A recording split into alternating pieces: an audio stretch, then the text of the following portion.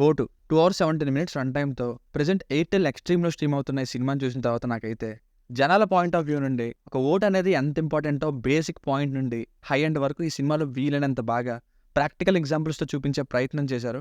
And మంచి sincere attempt కూడా. కానీ మధ్యలో లవ్ స్టోరీ, అక్కర్లేని love scenes, artificial scenes, slowness ఇవి ఫ్లాస్‌గా మిగిలాయి. ఎలక్షన్ టైం కాబట్టి ఇన్ఫర్మేషన్ లాగా చూస్తానంటే చూడండి కానీ టిపికల్ ఎంటర్‌టైనర్ అనుకుంటే మాత్రం ఎక్స్‌పెక్ట్ చేయొద్దు.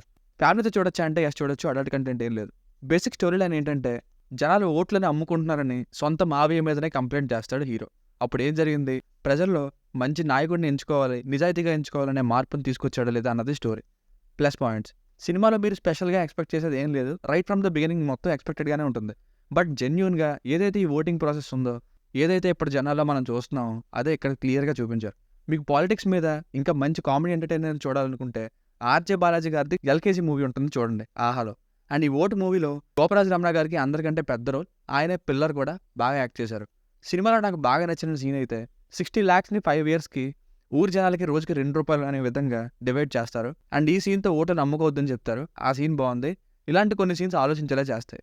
ఓల్డ్ వింటేజ్ సాంగ్ 'సిరిమల్లె పువ్వా' సాంగ్‌ని రీమిక్స్ చేశారు. పర్లేదు.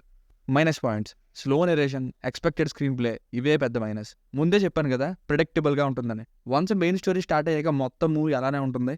ఆ మెయిన్ స్టోరీకి ముందంతా చాలానే ఇంట్రడక్షన్స్, అందులోనూ హీరోకి నెలకి ఐటీలో 5 lakhs శాలరీ అంటూ ఏ టెన్షన్ లేకుండా ఉన్నట్టు చూపించారు.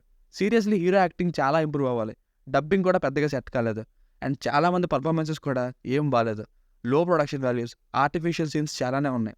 సో ఫైనల్‌గా మూవీకి వర్డిక్ట్ ఏంటంటే ముందు చెప్పినట్టు ఆ ఇన్ఫర్మేషన్ పర్పస్ కోసం చూస్తారంటే ట్రై చేయండి గానీ కంప్లీట్ ఎంటర్‌టైనర్ అయితే కాదు. Only for few scenes. దీనికి రేటింగ్ వచ్చేసి నా ఒపీనియన్ 2.5/5. మీకు కనుక నా రివ్యూ నచ్చినట్లయితే మరిన్ని రివ్యూస్ కోసం మన ఛానల్‌ని సబ్స్క్రైబ్ చేసుకోండి. Thank you.